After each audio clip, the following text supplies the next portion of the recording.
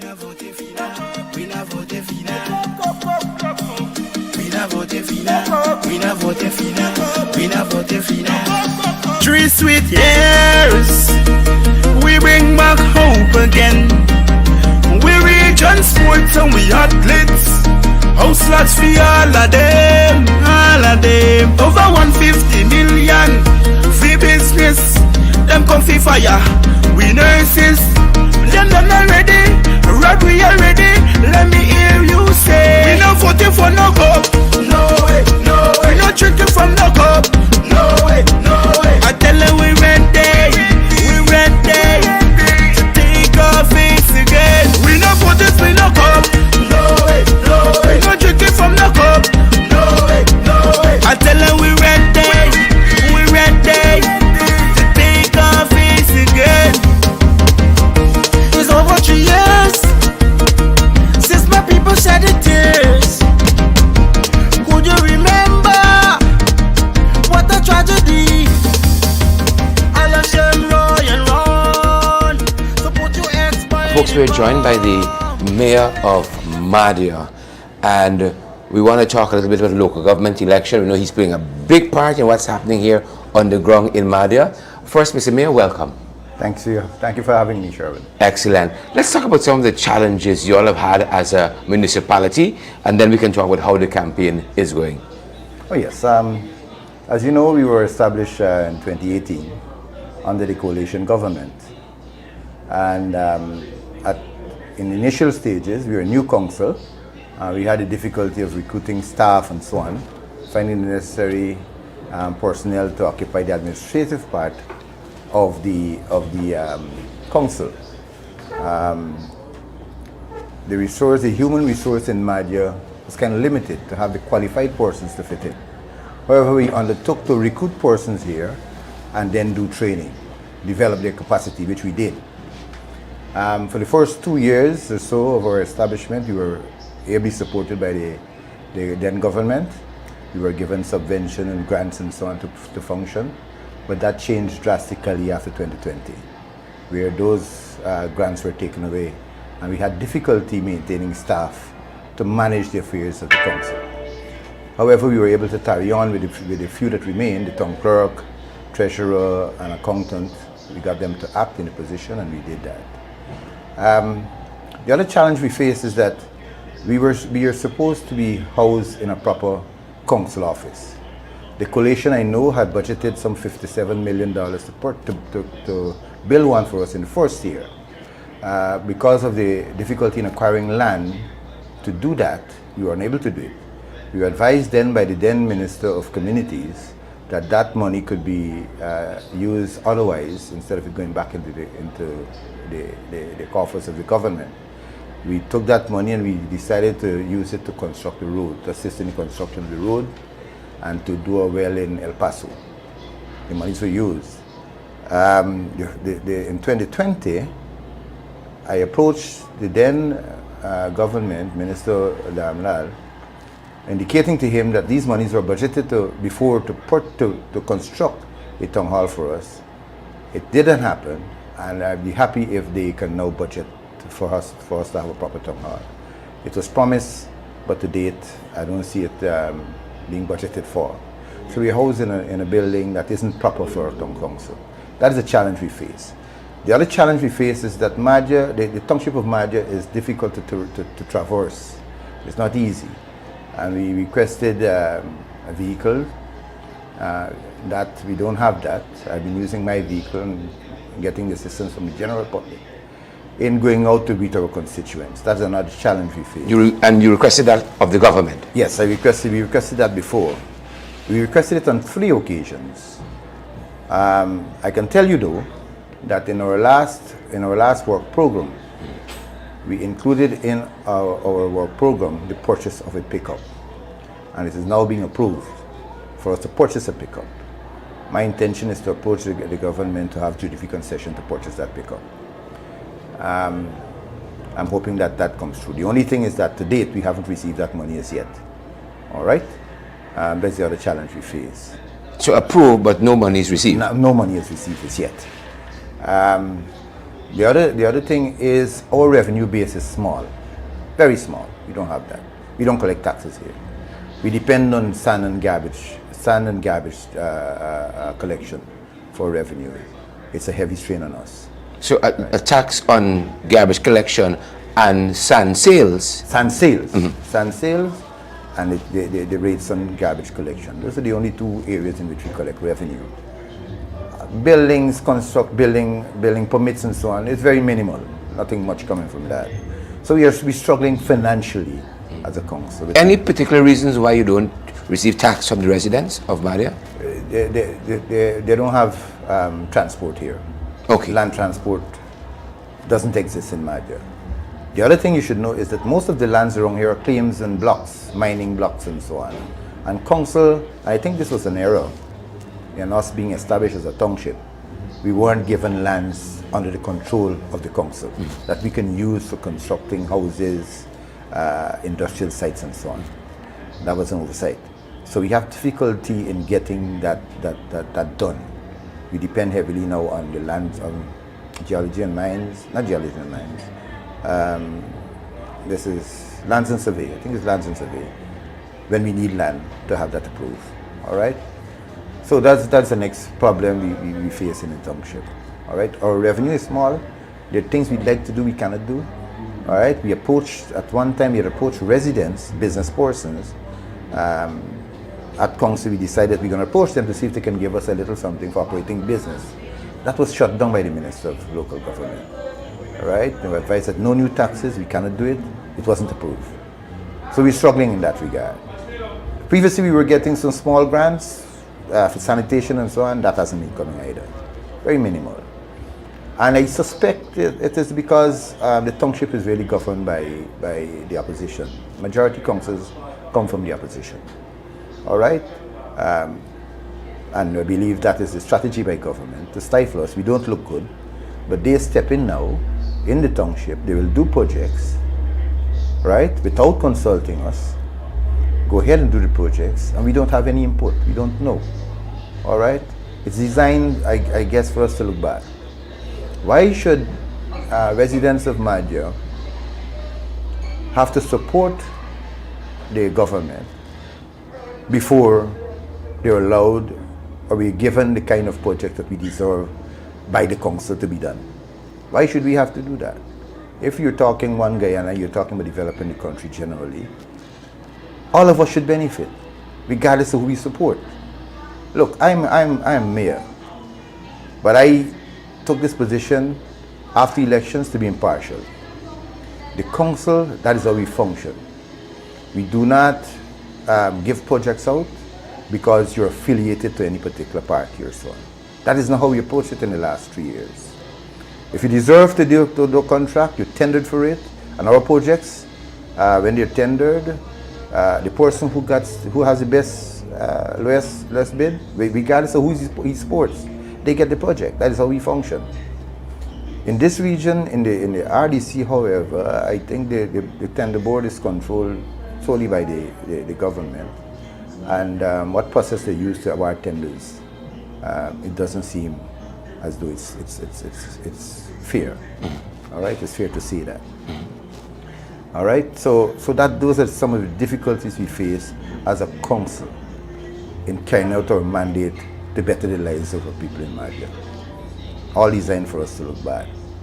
I'm hoping, though, in the new council, that I know we're going to win in form, we'll have to adopt a new approach, where we should make it public, nationally and perhaps internationally, about the discriminatory action of government when it comes to assisting us as a council in carrying out our mandate. All right? We have to adopt a new approach. Well, no doubt the public is going to, they know what is happening, and they're going to realize that all of those things are on the ballot and able to make an informed decision. As we were on campaigning, getting back into office, how is that campaign process going? Oh, well, we started campaigning. I advise our people, do not start campaigning too early. All right? So in our campaign strategy, what we did 4 weeks out, we decided we're going to visit different constituencies during the different weeks. First, there's 4 constituencies.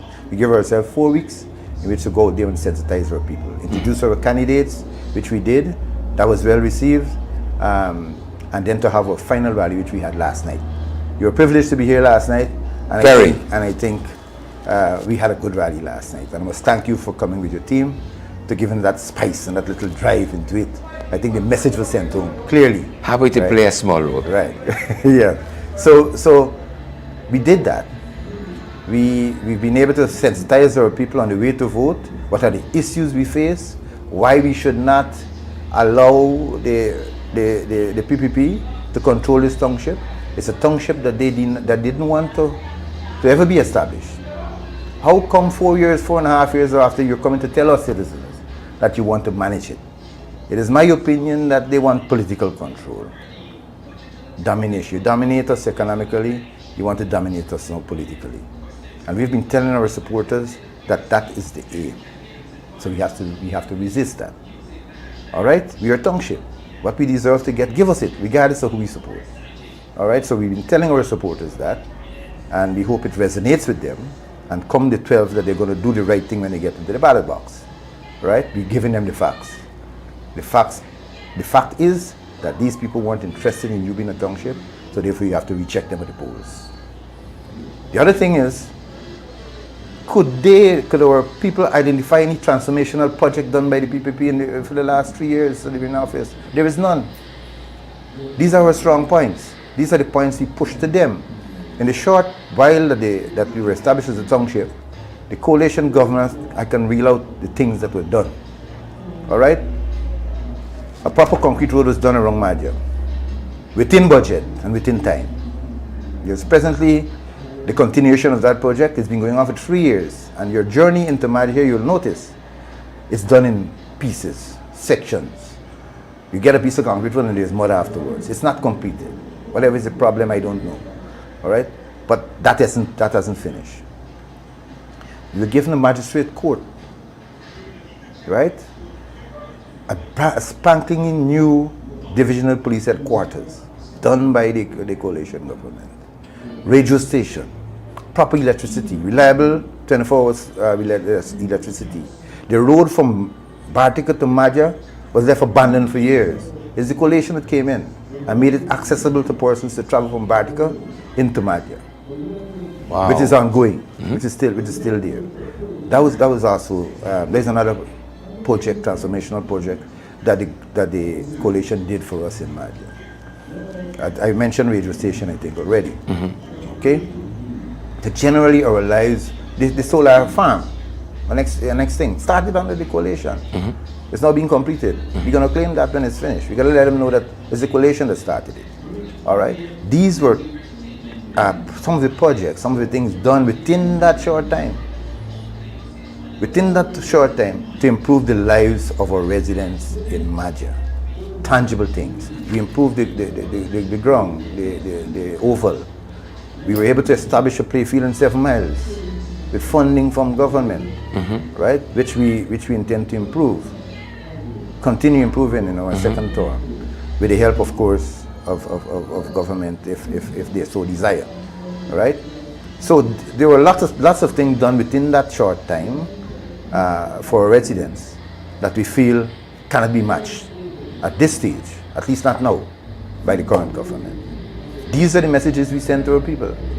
That is what we're telling them. Don't be fooled. Don't give out your birthright. Your parents came here. Some of them, their parents come from afar to settle and develop Mahdia. It is heart-wrenching to know that now you're going to give that up to persons who are only interested in having political domination over you. You're not interested in your economic well-being and welfare and upliftment. It's not, that won't be forthcoming. As we see it,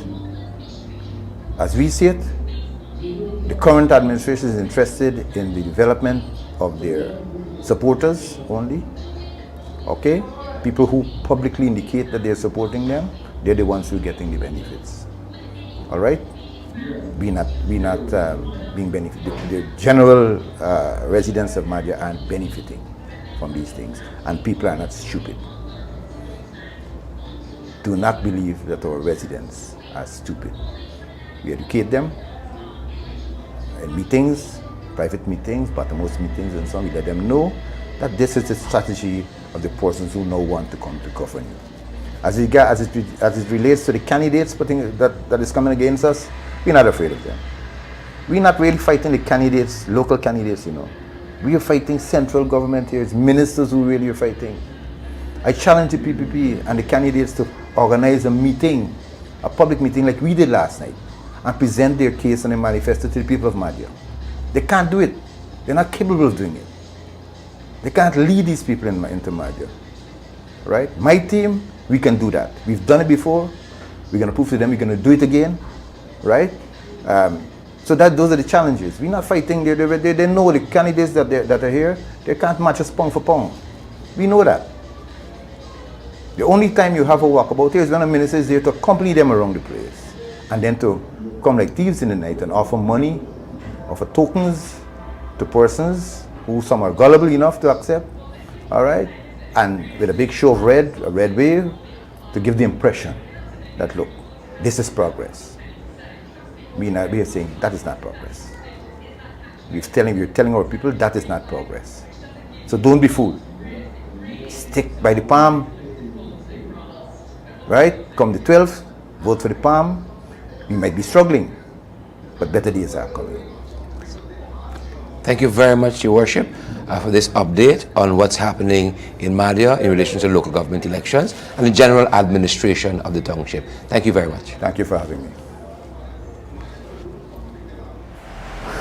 Folks, we have with us today Mr. Daniel Fraser, and Mr. Fraser is playing an integral part in the APNU campaign in Mahdia. Mr. Fraser, tell us first about some of the challenges on the ground, and just give us a broad sweep of how the campaign is going.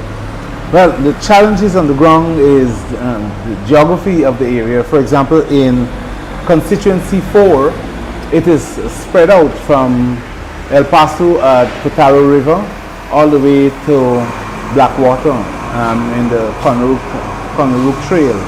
And so we have 5 polling stations in that area. The trail is bad, the road is bad, the distance, for example, at Mausi, for you to access Mausi, you have to go across a bridge that is extremely dangerous. And persons have been complaining about that bridge for a number of years. But we have crossed that hurdle in the sense that the only challenge we face now is crossing the bridge to go up to Mausi to execute the duties and to make sure that our ballots are secured. The other is in Yuang. Yuang is up the Potaro River, and it is all the way up to the waterfalls area there. But we have managed to deal with that. Right now on the ground, we had our rally, last rally yesterday. It was amazing. It was a tremendous outpouring of the support of the APNU and we didn't rent a crowd. Those people came on their own volition. It was awesome. The speakers, the reaction, the energy, it was positive, it was great, it was amazing, and we are confident that come 12th, or after the 12th I should say, that the victory is secured. We have all agents, all polling stations covered. We have 11 polling stations in the municipality of Mahdia, 11 polling stations, and all polling stations are covered. We are eager, waiting, and ready. We have our candidates out and about. They will be out and about on that day, and they will be mobilizing our people. We are not afraid. We are confident, we are assured that Mahdia is going to remain with APNU, and we don't have any bit of concern. We are certain. Excellent. What is occupying the time of the prospective councillors coming in or coming back? We're now 24 hours out of E-Day, and what should the public be thinking at this point in terms of, if the minds aren't already made up, what are some of the other issues perhaps on the ballot? Okay, so what we have are persons a little concerned. There have been some situations that of discontentment, but what we want to assure you that every single vote that you cast for APNU, any of APNU's candidate is a vote for APNU. Now, you might not like somebody, and that happens because it is natural. But this is more than just liking somebody. This is liking a team. And the team that we have is a team of persons who are geared, prepared, and ready to serve. We have the experience of the previous mayor, that's Mr. David Adams, the experience of the previous deputy mayor, Ms. Joanne Mendonza. These are people who have been integrally involved in this whole exercise of local government in Mahdia. They have gone through the rigors, they've gone through the fight, and they have gone through the phases.